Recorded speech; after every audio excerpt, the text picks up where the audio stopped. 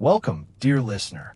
You found yourself here with the Sleepy Historian, where we share boring history for sleep. Soft-spoken history documentary style, designed not to excite, but to gently ease you into rest.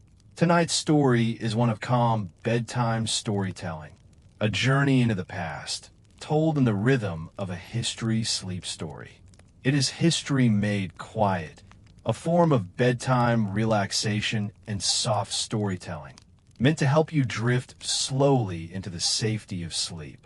If this kind of relaxing history to fall asleep, to help you rest, feel free, without pressure, to like this video or to subscribe, but only if it actually brings you peace. And let me know in the comments where you're listening from and perhaps what time it is for you. There's a strange comfort in knowing who else across the world is falling asleep to the same old stories. Perhaps you are in the stillness of midnight, or perhaps the early morning hours. Perhaps you're resting after a long day of study or work, or maybe you're simply curious, listening with half-closed eyes. Wherever you are not alone. Others too, right now, are drifting, listening, resting. So dim the lights. Let the faint whisper of history move like a quiet breeze through your room. Allow the slow unfolding of detail, of texture, of quiet observation. These are not tales of thunder or triumph. They are gentle explorations, small rhythms of the past. This is calm bedtime storytelling, crafted to soothe rather than stir. Tonight, our theme is the everyday, but also the remarkable, the way people wrote letters in the 1700s. Before email, before instant messages, before even the regularity of the modern postal service, letters were lifelines. Imagine yourself in that world, where the scratch of a quill upon paper could carry a voice across oceans. Letters were fragile, easily lost, and yet profoundly meaningful. To receive one could mean comfort, instruction, or news that changed the course of a life. To write one required thought, care, patience, and materials that were not always easily at hand. Over the course of this long, quiet history sleep story, we will explore not only the tools and techniques of letter writing, but also the daily routines that surrounded them. The people whose words still survive, the mysteries that arise from fragile archives, and the contrast between how elites and common folk approach the written word. This will not be hurried. It will not be rushed. Each segment will unfold slowly, like the careful folding of a letter sealed with wax. Together, we will walk gently into the 18th century, noticing the details, resting with them, letting them pass through the imagination in quiet succession. So let us begin. The candles are lit. The desk is set. The world is quieter now. The story of letters awaits.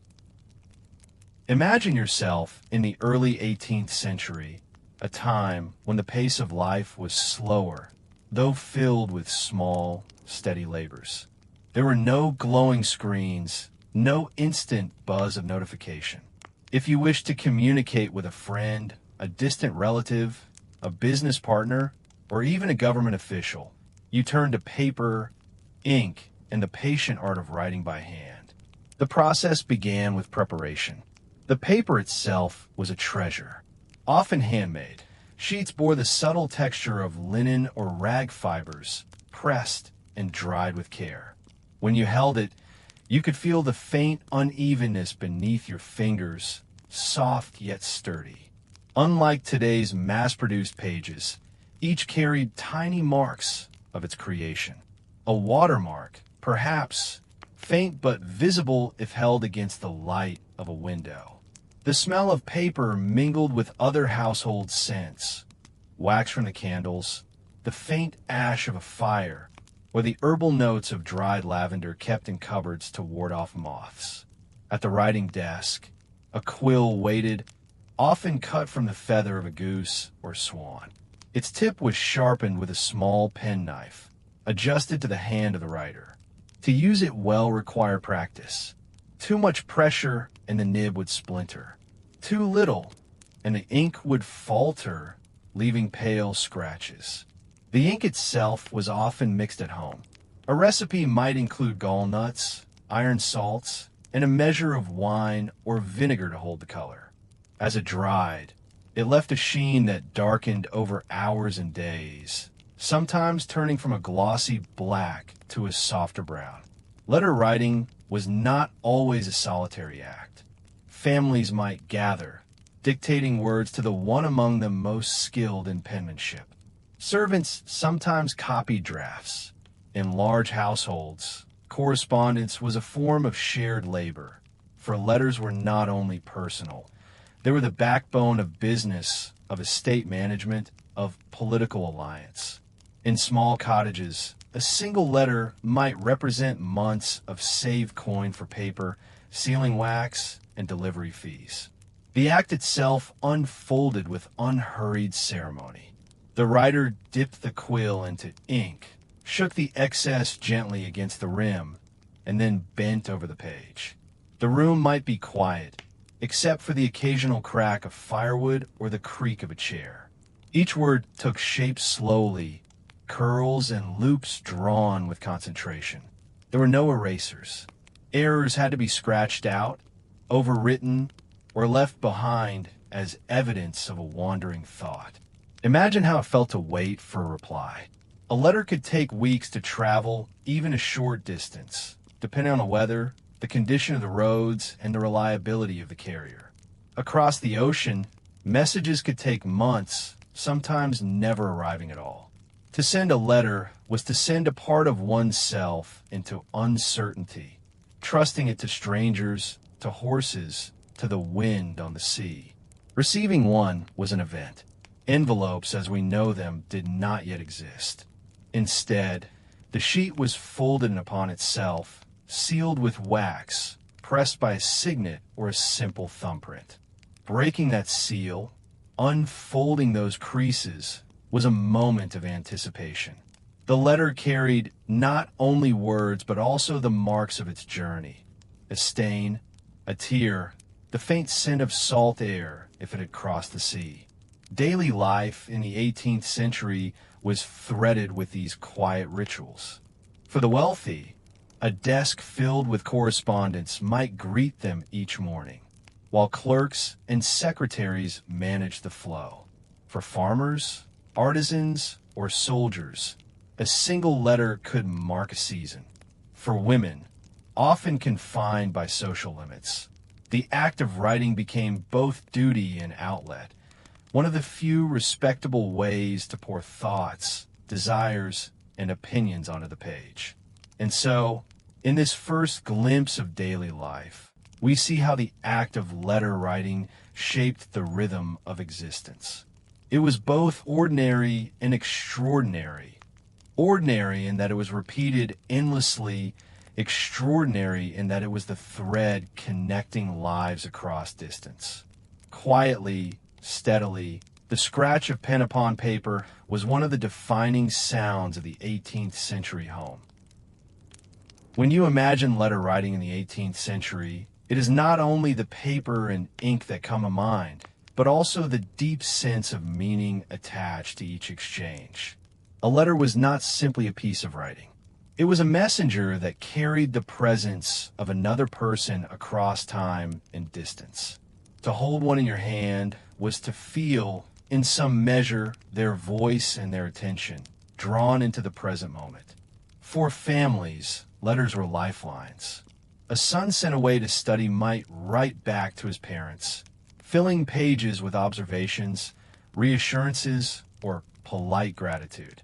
His words would be read aloud at the family table, perhaps more than once, carefully folded and tucked away for safekeeping. A daughter who had married into another household might use letters to remain tethered to her childhood home, sharing news of health, of children, of household matters.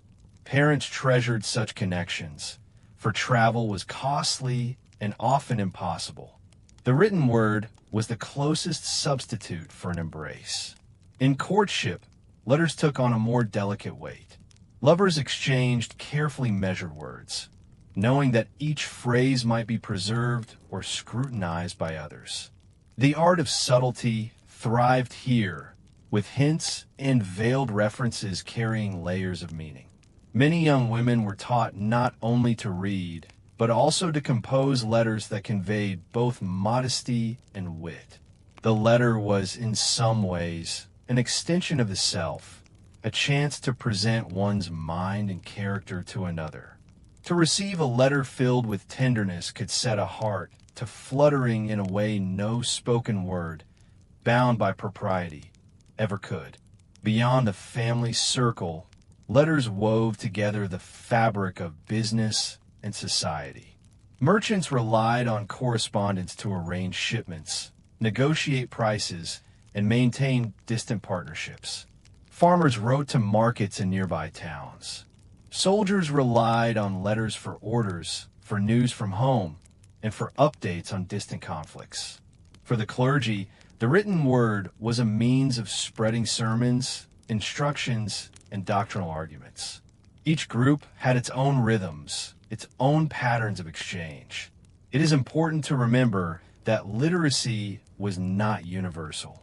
In many rural areas, families relied on the one person who could read and write, whether a parish clerk, a schoolmaster, or a neighbor. Letters might be dictated, their contents shared aloud to a circle gathered in anticipation. In such settings, a letter was not only personal, but communal. The act of hearing words read aloud connected listeners to distant relatives or absent friends in a deeply shared way. For the wealthy, the practice of letter writing extended into the realm of style. Manuals were published on how to compose a proper letter, filled with examples of phrasing for various occasions. Congratulations, condolences, introductions, requests for patronage. To write elegantly was a mark of refinement, a sign of education and taste. The letter-writing hand, a script trained in schools, carried its own beauty with flowing lines and balanced strokes. Writers sometimes practiced for hours, determined that their penmanship reflect their station. And so letters became more than communication. They became a performance of identity. A merchant might emphasize reliability and steadiness in his phrasing. A courtier might lean toward charm and polished wit. A young woman might adopt a careful modesty, hinting at feeling without overstepping boundaries. Every stroke of the quill revealed not only the words, but also the character of the writer. Receiving a letter was a moment of ceremony. The seal was broken, the paper unfolded, and the contents read aloud or privately, depending on their nature. Some households kept letters tied in bundles with ribbon, stored in boxes or drawers. Others let them circulate, shared with friends or neighbors. A single letter might live on far longer than its author imagined, copied or retold, becoming a thread in the memory of a community. In this way, daily life in the 18th century was interlaced with correspondence. It was not constant, not immediate, but steady and significant. Each letter mattered. Each one carried meaning. And in that meaning, people found comfort, connection, and continuity. Imagine yourself in the 18th century, sitting at a small desk by the window. The ink has dried on your page, the folds are neatly creased, and the wax seal has been pressed with care. The letter is complete, but now begins another journey, one beyond your control. To send a letter in the 1700s was to enter into a world of uncertain paths, long delays, and many unseen hands. In cities like London, Paris, or Boston, the post was beginning to take shape as a formal institution. Post offices, though small and modest by today's standards, served as central hubs. A rider or a coach would depart at scheduled intervals, carrying sacks of letters along established routes. In smaller towns, however, the process was less predictable. A letter might be given to a traveling merchant, a passing acquaintance, or a neighbor heading in the right direction. Trust and reputation carried as much weight as any official seal. Payment for delivery could be handled in several ways. In many systems, the recipient, not the sender, was expected to pay the fee upon receipt. This meant that receiving a letter was both a joy and a small financial obligation. The price varied depending on distance, the number of sheets, and the route required.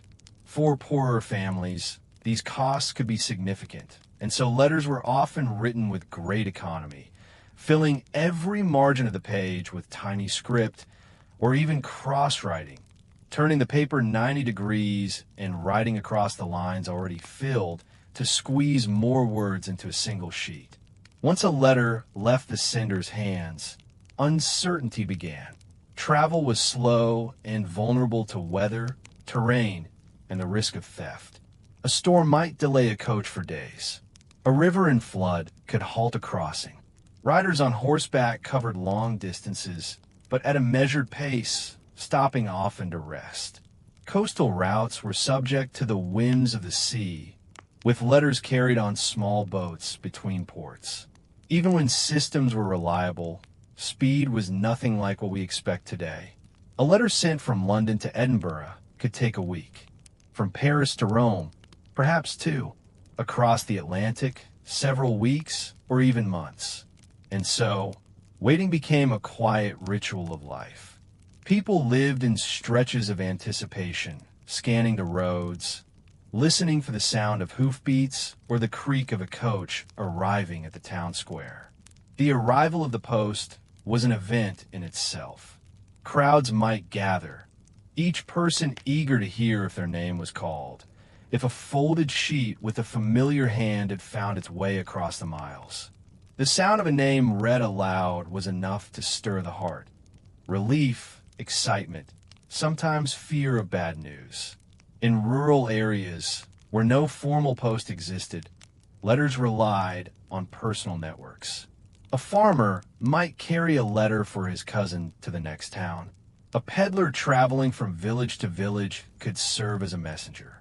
In these cases, a letter's journey was unpredictable, subject to the goodwill and diligence of its bearer. Some never arrived at all, vanishing into the uncertainties of travel. Others arrived months late, carrying news that was already out of date, yet still treasured for the connection it represented. Security was another concern. Seals helped prevent tampering, but not always successfully.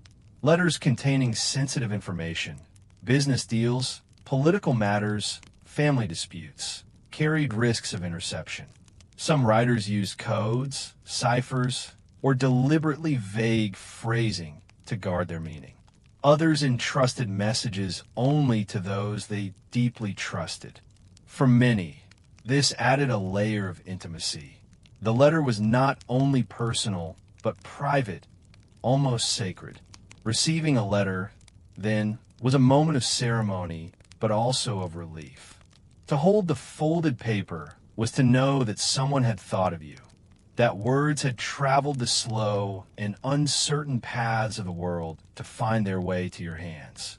The seal was broken, the contents read, and the voice of another person, absent yet present, filled the room.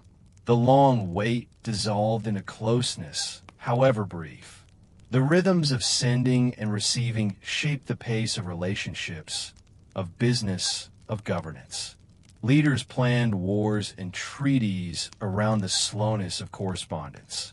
Families endured long silences, then bursts of connection.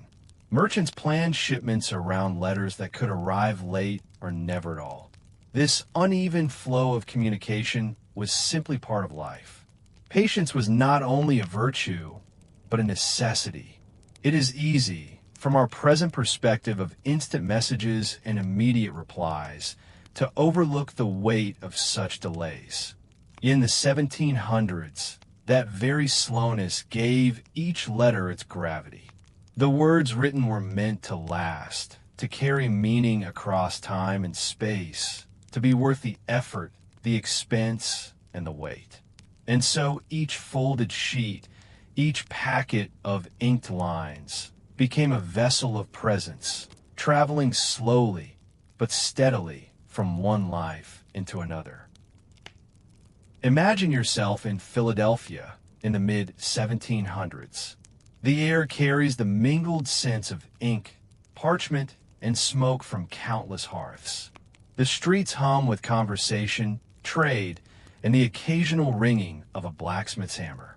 Amid this bustling colonial world lived a man whose life was bound inseparably to the written word, Benjamin Franklin. Franklin is often remembered as a printer, a scientist, a statesman, or an inventor. Yet beneath each of these identities lay the quiet, constant rhythm of letter writing. His letters connected him to colleagues in Europe, to friends at home, and to the political networks that would eventually reshape the world. They reveal a man of wit, curiosity, and tireless communication, who treated correspondence as both a practical tool and an art form. As a boy apprenticed to his brother's printing shop, Franklin encountered letters not as personal treasures, but as items for public consumption. Newspapers of the time often published letters, whether from officials, travelers, or citizens expressing opinion. Franklin himself, still a teenager, submitted letters under pseudonyms, cleverly disguising his identity to slip into print. These early experiments revealed both his skill with words and his instinct for communication as a way of shaping public life. As Franklin grew older, letters became his constant companions. When he traveled to England in the 1720s, he used correspondence to maintain ties with family and business associates across the Atlantic. These letters reveal the disorienting mix of excitement and loneliness felt by a young man abroad. Pages filled with neat handwriting carried both news and yearning. Reports of new acquaintances, observations of London's sprawling streets, and notes of longing for home. His career as a printer deepened his appreciation for letters as cultural currency. He published collections of correspondence, essays, and reflections, recognizing how much power lay in the written exchange of ideas. It was not only business or philosophy that flowed through his pen. Franklin's personal letters to friends and family reveal humor, affection, and the warmth of everyday life. He teased his correspondence with playful wit or offered advice on everything from frugality to health. The steady cadence of his words reveals not only a public figure, but a man deeply grounded in human connection. When Franklin entered the world of science, his letters became instruments of discovery. He shared his experiments with electricity in detailed descriptions, carefully outlining methods, results, and questions for others to explore. Through these letters, his observations crossed oceans, sparking conversations with some of Europe's brightest minds. A spark in Philadelphia became part of a network of sparks across the Enlightenment world, carried not by wires, but by folded sheets of inked paper. Later, as Franklin became a diplomat, correspondence became both shield and sword. In Paris, during the American Revolution, he wrote tirelessly, cultivating alliances through elegant letters that balance persuasion with dignity. Each carefully composed sheet represented hours of thought, every phrase weighed for its impact. In these letters, Franklin wielded the pen as a political instrument, negotiating with kings and ministers while maintaining a tone of measured courtesy. But beyond politics and science, his letters also reveal the daily flow of life. He wrote of weather and gardens, of books and ideas, of family matters and illnesses.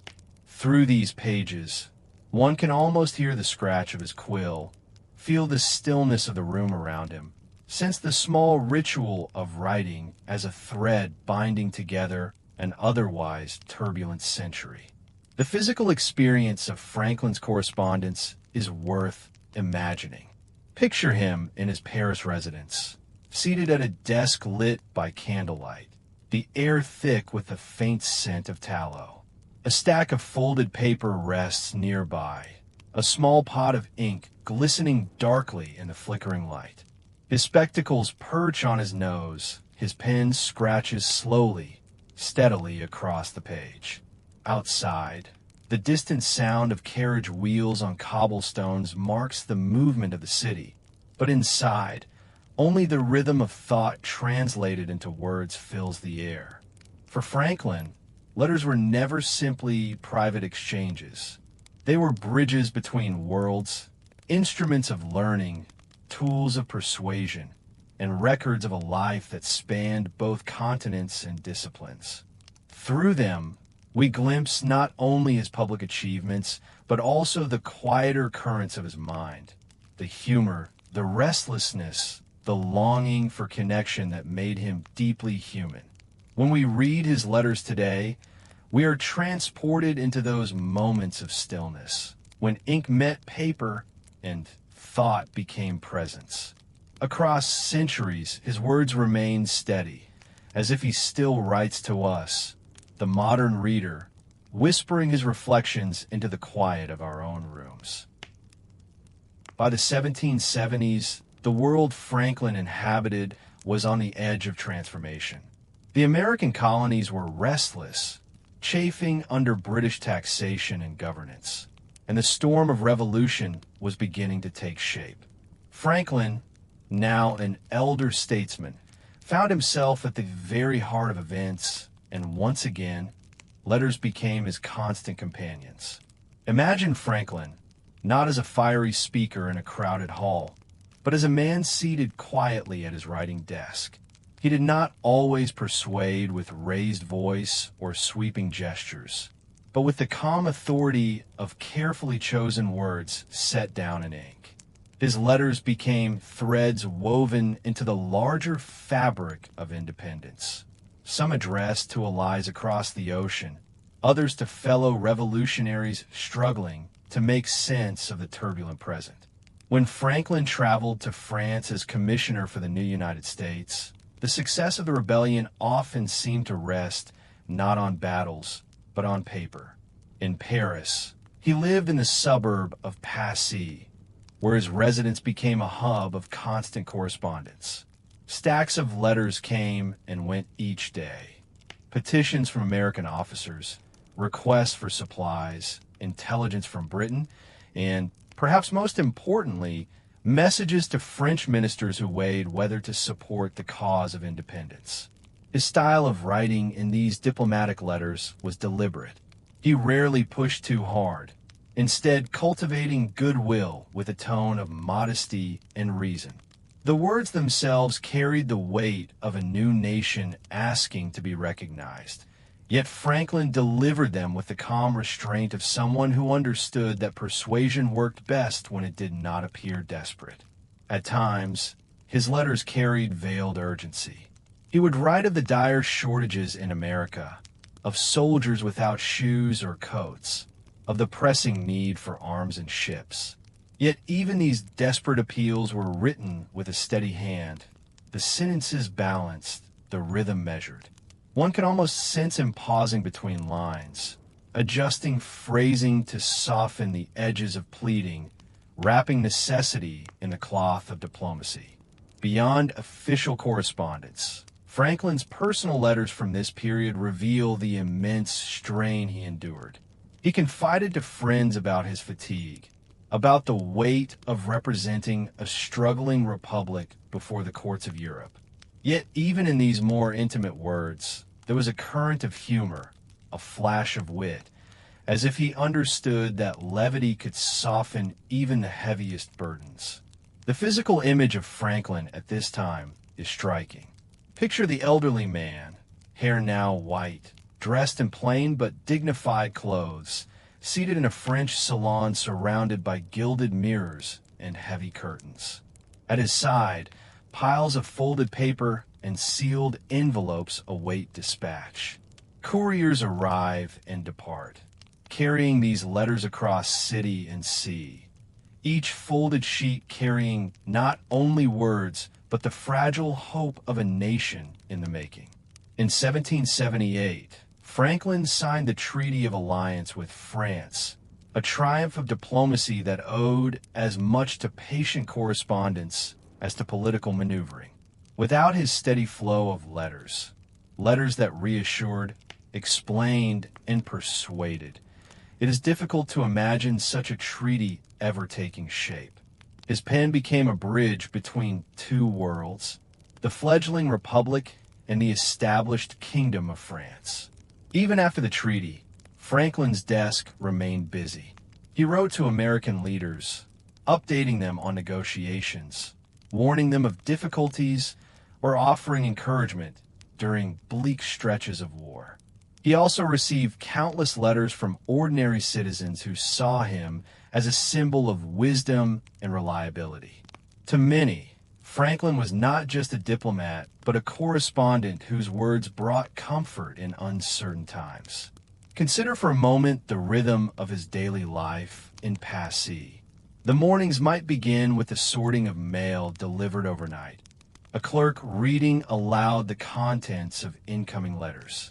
Franklin would dictate replies or take up his pen himself, the scratch of the quill filling long, quiet hours. In the afternoons, visitors would arrive, ministers, philosophers, fellow Americans, and in the evenings he might again return to his desk, composing by candlelight.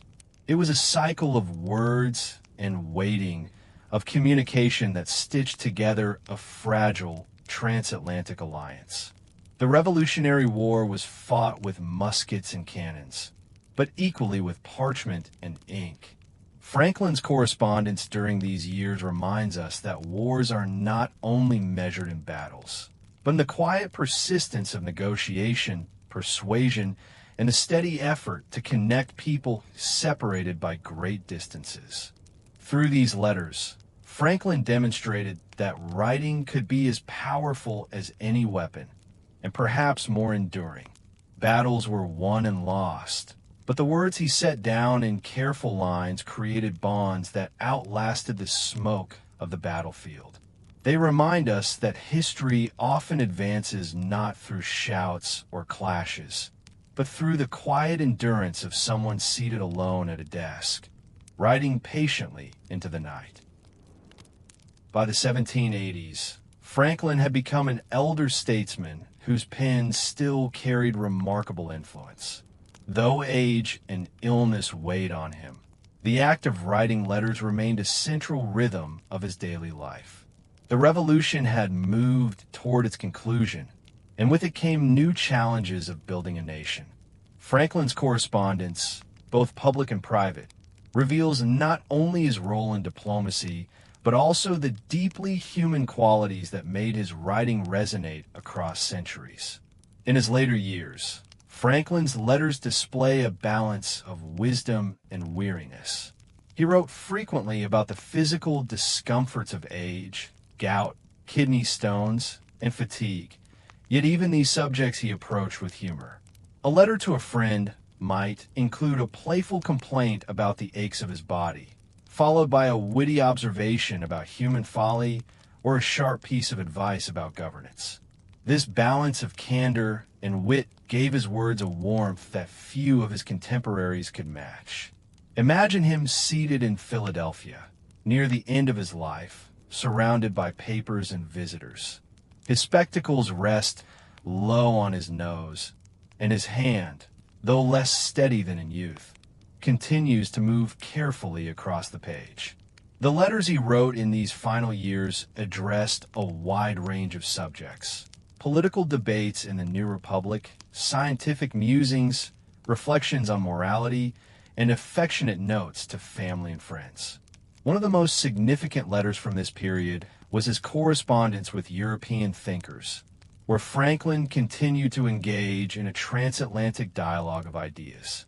He exchanged words with philosophers, scientists, and reformers, ensuring that the intellectual bridge he had built during his years in Europe remained strong.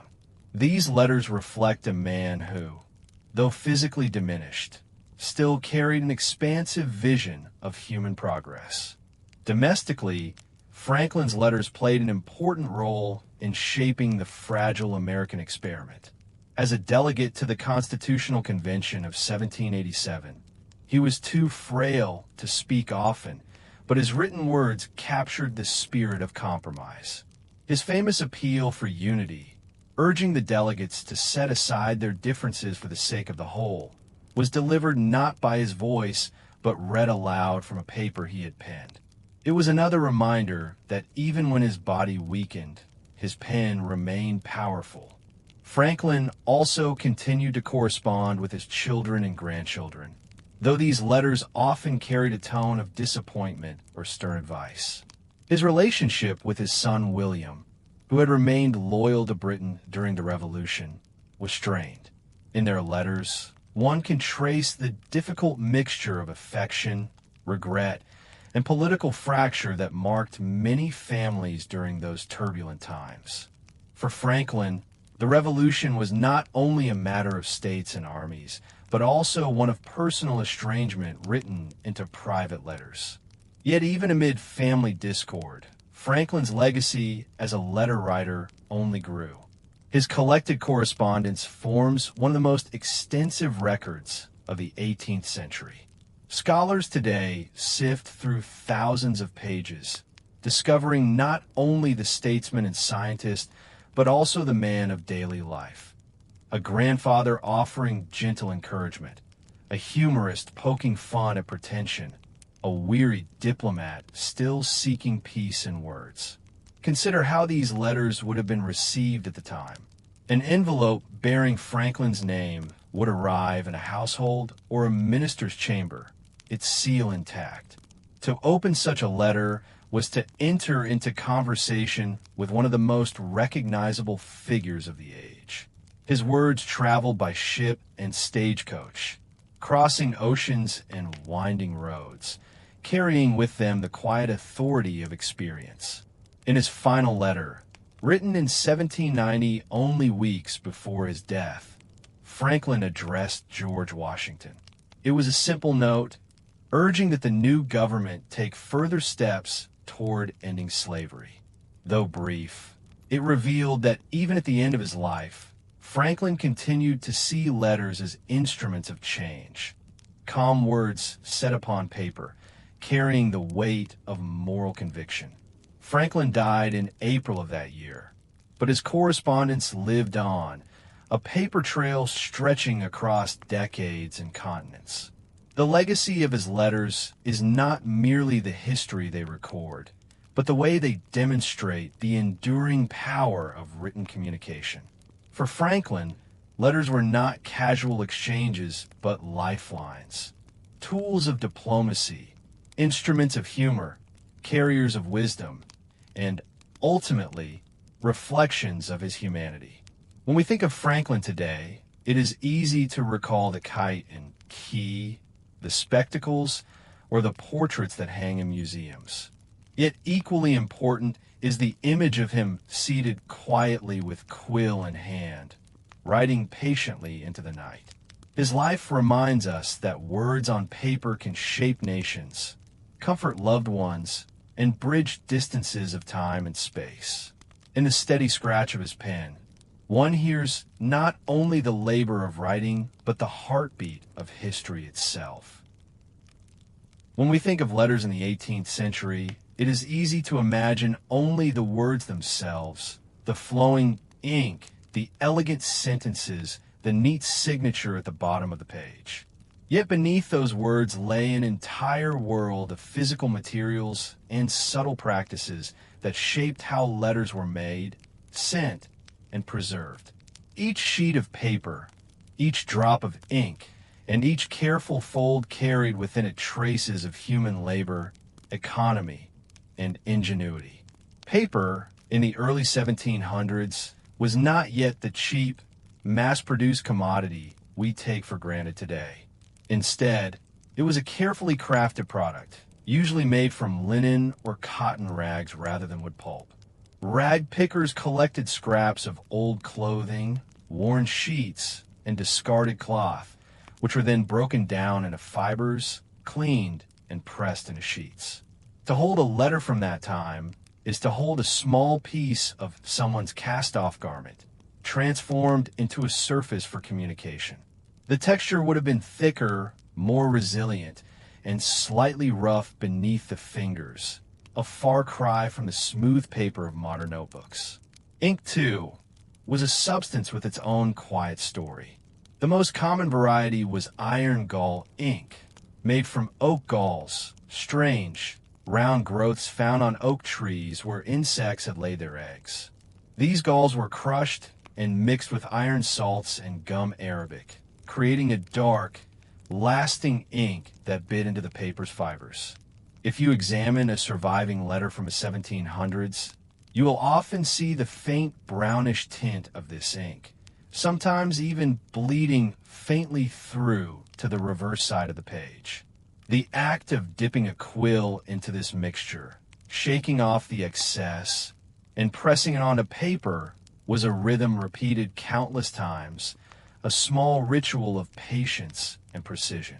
The quills themselves were fashioned most often from goose feathers, though swan and turkey quills were also prized.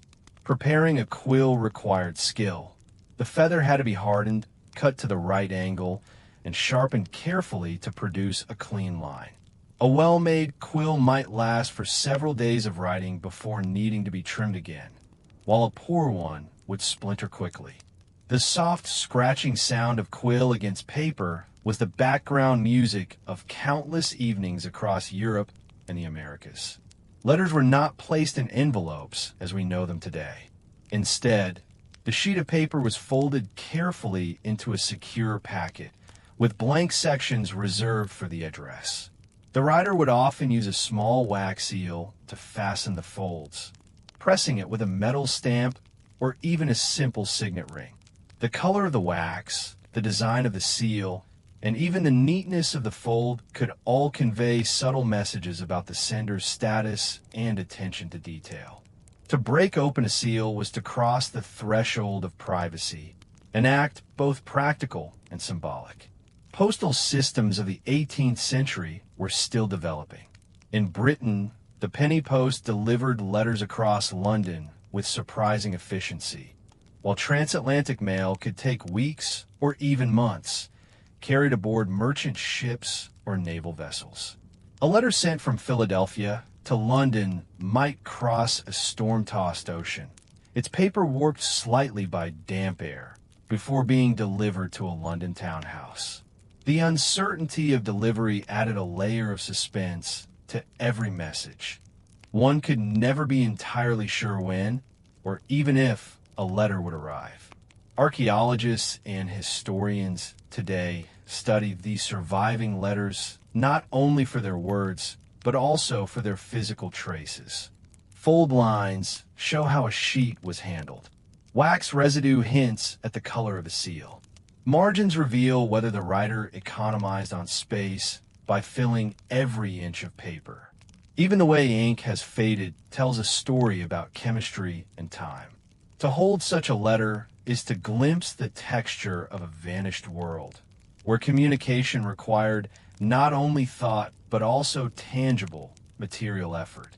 Imagine, for a moment, the quiet of an 18th century study. A small flame flickers in a brass candlestick. Beside it rests an inkwell, a sharpened quill, and a neatly stacked pile of rag paper. A writer dips the quill, steadies the page with one hand, and begins to write, each line slowly filling the space. At the end, the page is folded with care, a seal pressed firmly into warm wax, and the finished letter handed to a servant or carried to the post office. In this small ritual, repeated countless times, history was set into motion. Ideas, affections, and instructions preserved not only in words but in the very fabric of paper and ink. To explore the material world of letter writing in the 1700s is to recognize how much effort and craftsmanship lay behind even the simplest note.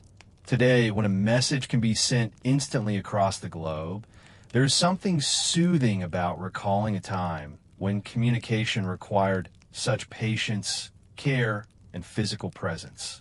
Each letter was not only a message, but an object bearing the marks of human hands, the weight of time, and the subtle mysteries of its journey. While many letters of the 18th century carried straightforward messages, family news, trade instructions, affectionate notes, there existed a parallel world of secrecy, discretion, and coded expression. Behind seemingly ordinary sentences, people often tucked away hidden meanings. This was an era where political intrigue, personal reputation, and even survival could depend on what was revealed or concealed in a letter. One of the most intriguing practices of the time was the use of invisible ink. Recipes varied, but common ingredients included lemon juice, vinegar, or milk. A writer would pen an ordinary message in visible ink, and then between the lines or in the margins, they would inscribe a second, hidden message. Once the paper dried, the words were invisible to the naked eye. To reveal them, the recipient might gently heat the letter over a candle flame, causing the secret writing to darken. The process was risky, too much heat, and the entire sheet might scorch. This practice became especially important during wartime when intelligence had to move swiftly and discreetly. There were also ciphers and codes, some remarkably simple, others surprisingly complex. A common method was substitution, where each letter of the alphabet was replaced with another symbol or letter according to a prearranged key. Sometimes entire words were disguised. For example, instead of writing the name of a political ally or a lover, the sender might substitute a number, a flower, or a seemingly harmless phrase. In some surviving correspondence, we find entire sentences that read like ordinary prose, but carried secret meanings understood only by writer and reader. Even the folding of letters could serve as a form of security, known as letter locking. This practice involved elaborate folds and tucks that created self-sealed packets. Some were designed to show clearly if tampered with, acting as a form of early authentication. Modern researchers, using imaging technology, have begun to virtually unfold unopened letters from archives, revealing both the messages inside and the intricate systems of folds that once guarded them. Each fold, crease, and seal carried a silent message about privacy, trust, and intended audience. Beyond espionage and secrecy, letters also contained subtle cultural codes. The tone of address, the choice of words, and even the neatness of handwriting could communicate social standing. A blot of ink or a hurried scrawl might suggest urgency or carelessness, while a beautifully formed script implied education and refinement. In certain circles, the way a person wrote was as revealing as what they wrote. To be judged by one's penmanship was to be judged as a person of character, diligence, or elegance. Courtship letters are a particularly rich example of cultural mystery. Lovers often used metaphor and allegory to conceal their feelings for prying eyes. A reference to flowers, birds, or seasons might seem innocent to outsiders, but between the two correspondents, these were signals of longing, devotion, or secrecy. In some cases, a letter might appear as a simple exchange about daily life, yet hidden within were declarations of affection too bold to write openly. For those whose love was forbidden by family or society, such disguises were not merely poetic, they were necessary. Letters also served as a stage for political maneuvering. During the American Revolution, and in the courts of Europe, coded letters carried intelligence about troop movements, alliances, and diplomatic schemes. Some were written in sympathetic ink, while others disguised information in trade invoices or harmless-looking receipts. The stakes were high, and the line between survival and disaster could hinge on whether a coded message reached its destination undetected. What makes these hidden practices so fascinating today is that many survive in the archives not only as texts, but as puzzles waiting to be solved. Historians pore over faded pages, tracing the faint marks of invisible ink, decoding substitutions, and reconstructing the logic of letter-locking folds. In doing so, they're not only recovering the information once concealed, but also reconnecting with the ingenuity of writers who lived centuries ago. Imagine, for a moment, the quiet thrill of opening a letter that appears plain, only to discover faint lines emerging under candlelight, or symbols that, once deciphered, reveal an entirely different meaning. The sender, long gone, still whispers across time, their secrets intact until the moment of discovery. It is a reminder that communication in the 18th century was not only about transmitting words, but also about navigating danger, discretion, and the delicate balance of trust. In every crease of folded paper, in every blot of ink, in every coded metaphor, there lingers the sense of a world where letters were more than correspondence. They were vessels of secrecy, artistry, and human connection, objects that carried not only messages but mysteries. The letters of the 18th century were never meant to be eternal. They were written for a purpose, to inform, persuade, comfort, or conceal, and once read, many were discarded, burned, or lost to time. Yet by some quiet persistence of history, thousands have survived. Their survival often depended on accidents of circumstance. And today, their rediscovery feels almost like archaeology, as if we are unearthing not artifacts of stone or bone, but delicate voices pressed into paper. Some of the most extraordinary finds come from archives that remained untouched for centuries. In castles, monasteries, and old estates, boxes of letters lay sealed in trunks or hidden in attics, forgotten until curious hands stumbled upon them. These collections open a window not only into the lives of individuals, but into the rhythms of entire communities. One such discovery in the Netherlands revealed over 600 letters that had never been delivered. They belonged to the 17th and 18th centuries, collected by a postmaster who kept unclaimed correspondence. Today, historians study them as a kind of frozen conversation, words once in motion, now suspended in time. Another source of rediscovery lies beneath the ground.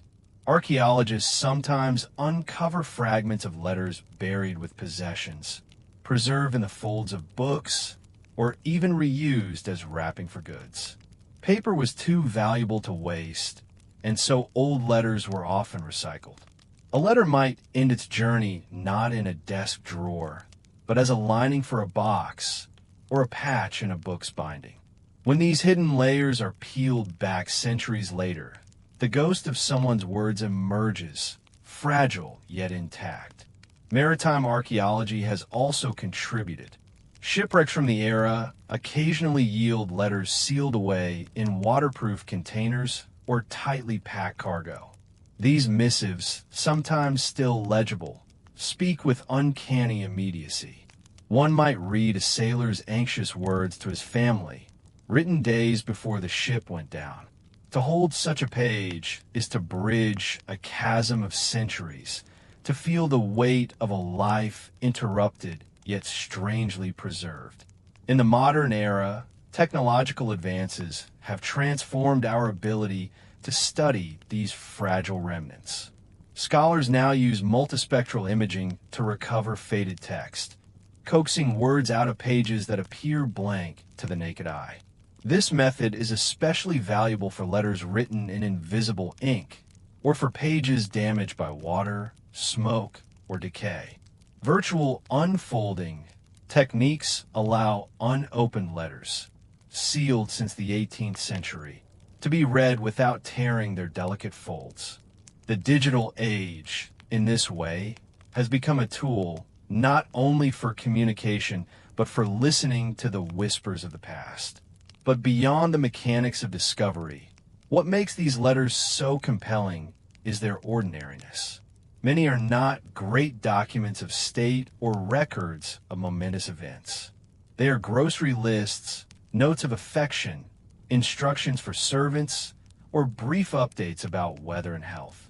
Their very simplicity is what renders them extraordinary, for they show us the texture of everyday life in a way that grand histories often overlook. To read them is to step momentarily into kitchens, workshops, marketplaces, and bedrooms of another age. The letters also reveal the silences of history. For every preserved page, countless others are gone. The voices of women, servants, and the poor often remain faint, represented only in fragments. Yet even those fragments are precious. A single surviving note from a maid to her employer, apologizing for illness, can tell us as much about vulnerability and dependence as a politician's elaborate correspondence about law or empire. Archaeology of letters is, in a sense, archaeology of the invisible, piecing together the lives that history did not think important to preserve. Imagine yourself in a quiet reading room, gloved hands turning the brittle pages of a letter that has lain unseen for 200 years. The ink, once fresh, is now a faded brown. The handwriting is ornate, looping in a style unfamiliar to modern eyes.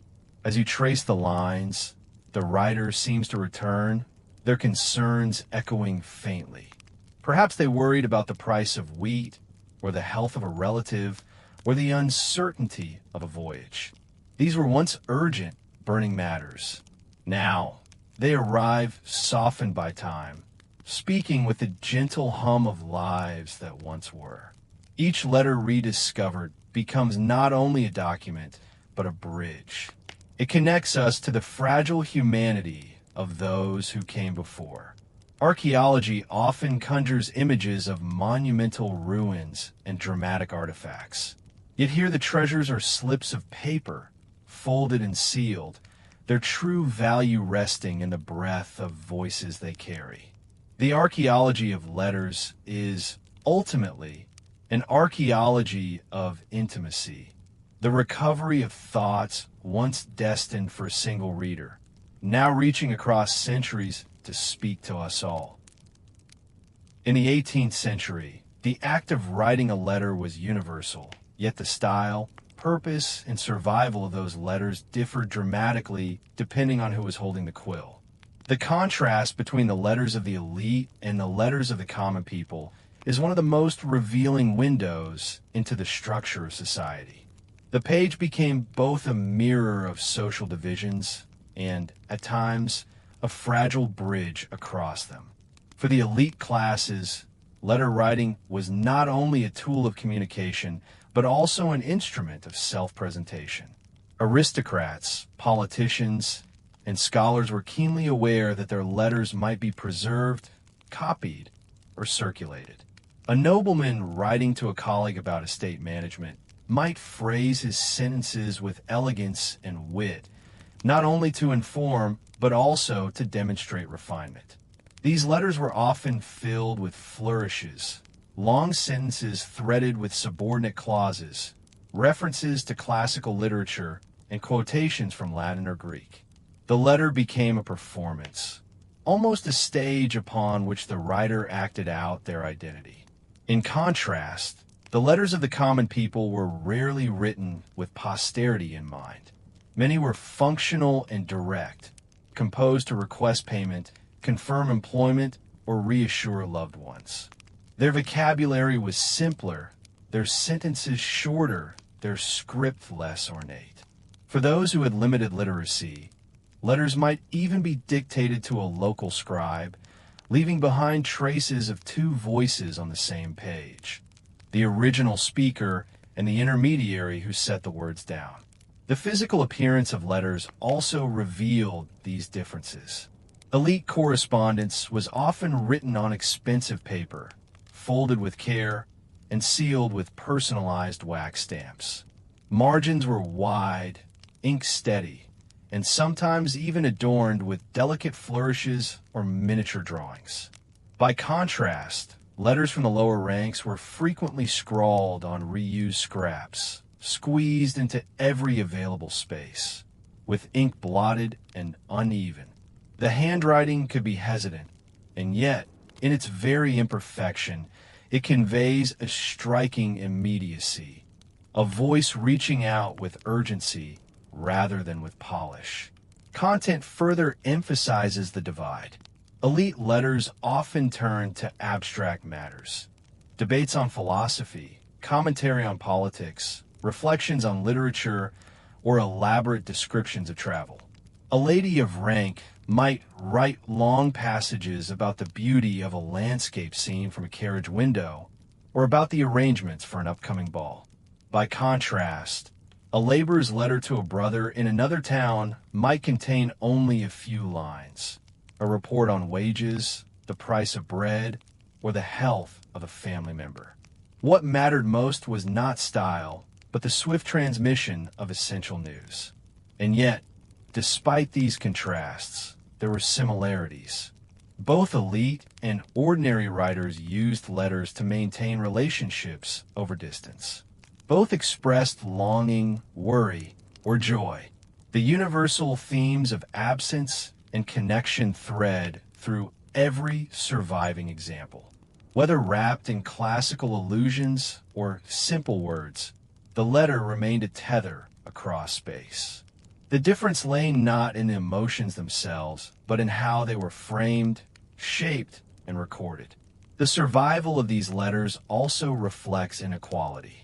Elite correspondence was often collected and preserved deliberately, bound into volumes, and later published for wider readership. The letters of commoners were less likely to endure, surviving mostly by chance, tucked into parish records, left in legal disputes, or forgotten in family trunks. This imbalance means our vision of the past is shaped heavily by elite voices, though every rediscovered letter from ordinary life feels like a small but powerful act of redress. Imagine, for a moment, two letters written on the same day in the year 1740. One by a countess, flowing across fine paper in delicate hand, speaking of music and theater, a performance of elegance preserved by her household staff. The other, by a journeyman carpenter, squeezed onto a scrap of reused parchment, hastily folded, carrying a simple message. Work is steady. The children are well. We miss you. Both carry truth. Both are fragments of humanity, speaking in parallel, though history has weighted one with permanence and nearly silenced the other. This contrast teaches us not only about literacy and material wealth, but also about the performance of identity. To write in the 18th century was to reveal who one was, or perhaps who one wished to be seen as. For the elite, it was a stage. For the ordinary, it was a lifeline. The rhythm of the quill, whether graceful or halting, traced the contours of class distinction as clearly as any law or custom. And so, when we look back at the letters of the 18th century, we are reminded that every folded sheet, every faded ink mark, was once part of a larger conversation. Some preserved for centuries, others nearly lost. The contrast between them illuminates not just the divide of wealth and status, but the shared human impulse to reach across distance, to speak in a silence, to write one's presence into the fragile medium of paper. When we imagine the act of writing a letter in the 18th century, the picture that comes most easily to mind is of a solitary figure. A gentleman at his desk, a lady in her drawing room, quill in hand, pausing to think before setting ink upon paper. Yet the reality was often far less solitary. Behind so many letters stood the invisible presence of others, servants, secretaries, clerks, and scribes. whose work shaped the way messages were written, delivered, and preserved. For those in positions of wealth, letter writing could become a performance that required assistance. A nobleman might dictate entire passages to his secretary, who carefully shaped the words into elegant script. Some aristocrats, though literate, preferred the convenience of dictation. Their secretaries were expected to translate spoken words into flowing sentences, smoothing rough phrases, inserting flourishes, and ensuring the final product aligned with the polished style of elite correspondence. In this way, a letter might bear the signature of its supposed author, yet its style and rhythm belonged partly to another hand. Household servants, too, played a crucial role. A lady of rank might summon a maid to fetch paper, prepare ink, or carry a folded letter across town. In grand households, footmen were sometimes entrusted with hand-delivering messages to acquaintances or allies, their very presence at a recipient's door serving as a subtle signal of status. The wax seal, once affixed, traveled not simply by horse or carriage, but by a chain of human hands, each step a reminder that private communication was rarely as private as one might think. For the less affluent, intermediaries filled a different but equally vital role.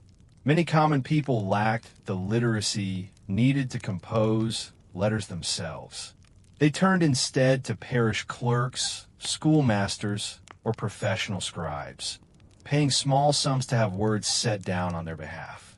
These dictated letters often carried a curious dual voice. The writer might try to capture the exact words of the speaker, but more often than not, the phrasing bore traces of the scribe's education. Thus, a farm laborer's heartfelt message to his brother might emerge clothed in formal phrases borrowed from the pen of a local schoolteacher. There were also letters of proxy emotion. A soldier far from home might struggle to express his feelings. A scribe would provide the necessary words. My heart longs for your presence. I remain your most devoted. Crafting sentiments the soldier may not have chosen, but which still carried his intent. In this way, scribes shaped not just language, but relationships, serving as mediators of intimacy across distance. Intermediaries also influenced the circulation of letters after they were written. Servants sometimes copied correspondence before delivery, either as a precaution or at the command of their employers. Secretaries maintained archives of letters, preserving copies in bound volumes. These collections later became invaluable to historians, but in their own time, they served as instruments of memory, evidence of alliances, debts, or obligations. To have one's words preserved in such a way was both a privilege and a risk, for a careless phrase could be remembered long after it was spoken. The role of intermediaries highlights an important truth. Very few letters were truly private. A message might pass through half a dozen hands before reaching its intended reader. Even wax seals, symbols of security, could be tampered with. Some servants became skilled at carefully lifting and reapplying seals without detection. The words within a letter might therefore have multiple audiences: the intended recipient, the intermediary who wrote or carried it, and perhaps the curious eyes of others along the way. This layering of voices and readers gave 18th century letters a quality of shared authorship. A simple note from a mother to her distant son might contain her dictated words, shaped by the pen of a parish clerk, carried by a post rider, and finally read aloud to the son by a literate friend. Each stage left its imprint. The letter was not merely her voice reaching across space, but the product of a community of hands and eyes, each one contributing to its journey. Consider, too, the subtle influence of power. In aristocratic households, servants were expected to maintain discretion. Yet letters offered temptations. They contained secrets, gossip, financial details.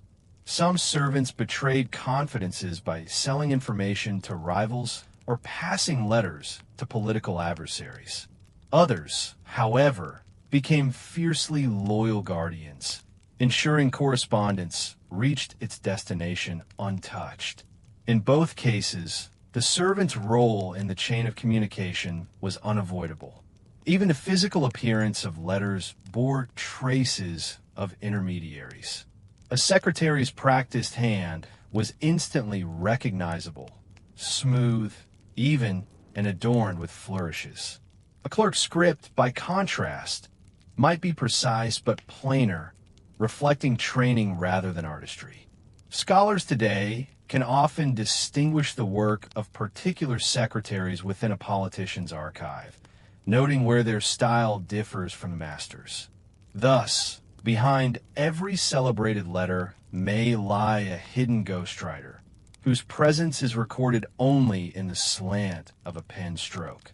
The role of intermediaries reminds us that communication in the 18th century was seldom straightforward. Every letter, whether ornate or humble, was shaped by the hands of many. The solitary image of the writer is comforting, but the truth is more communal. Letters were not just personal expressions.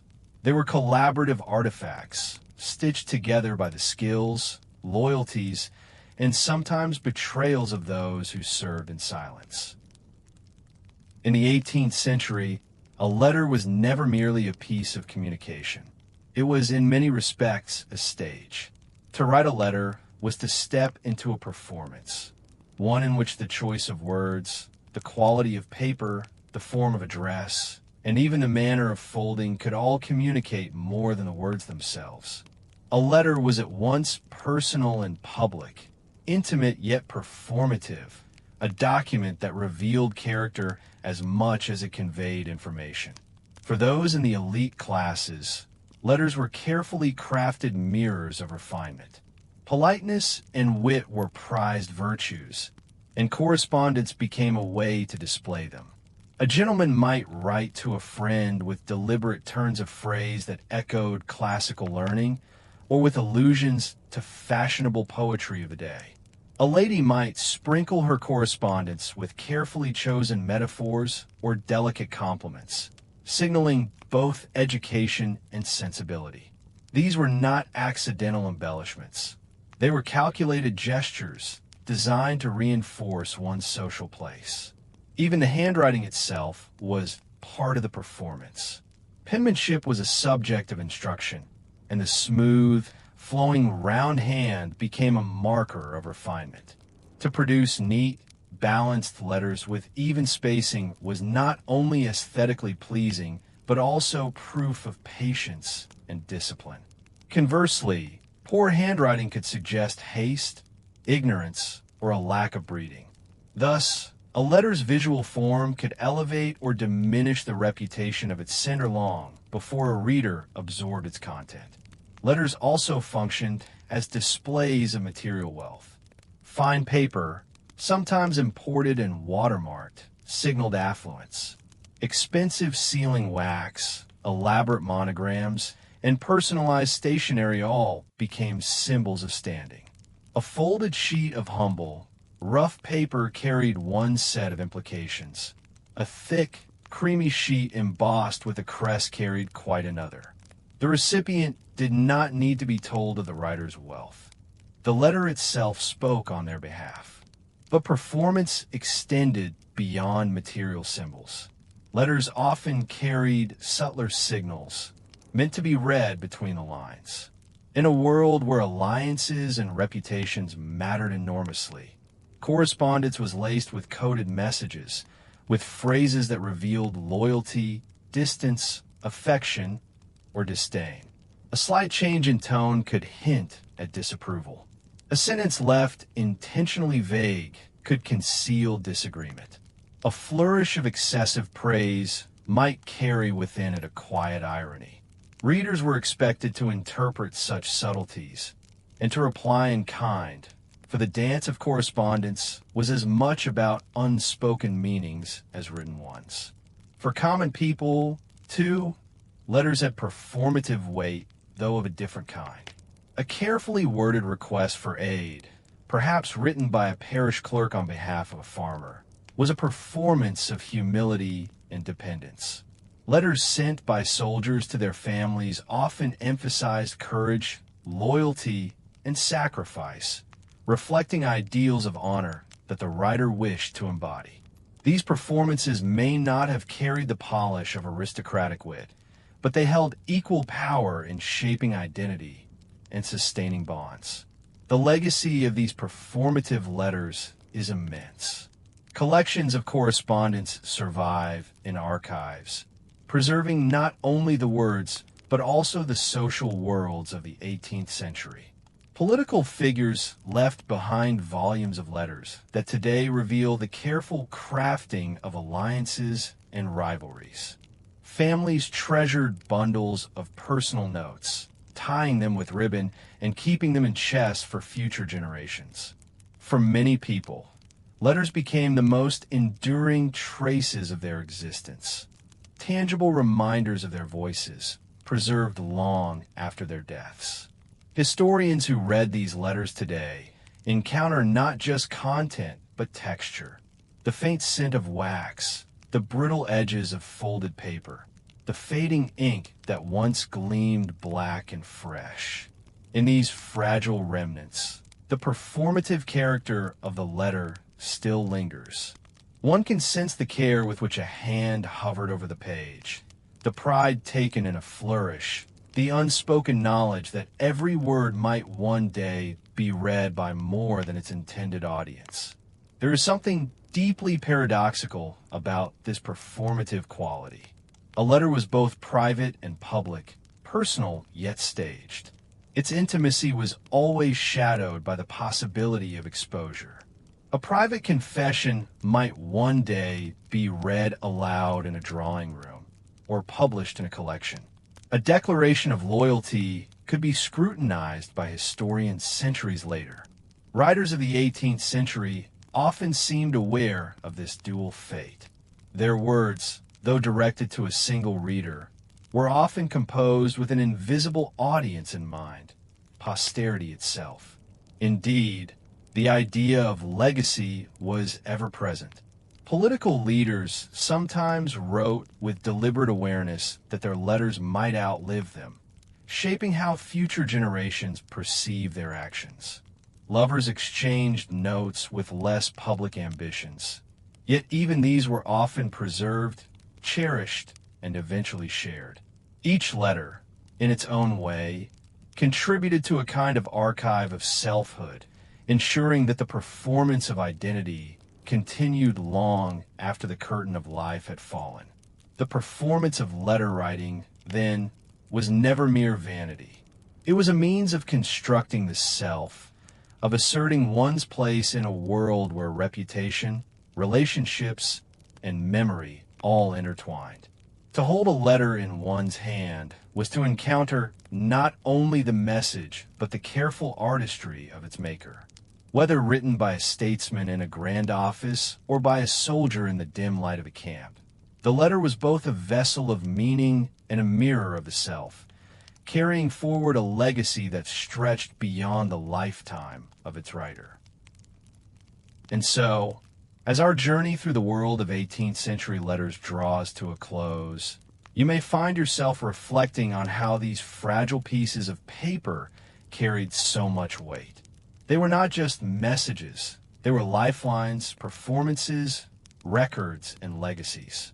Each fold, each seal, each flourish of ink became part of a larger tapestry, one that allowed people across distances, across years, and sometimes even across centuries to connect with one another.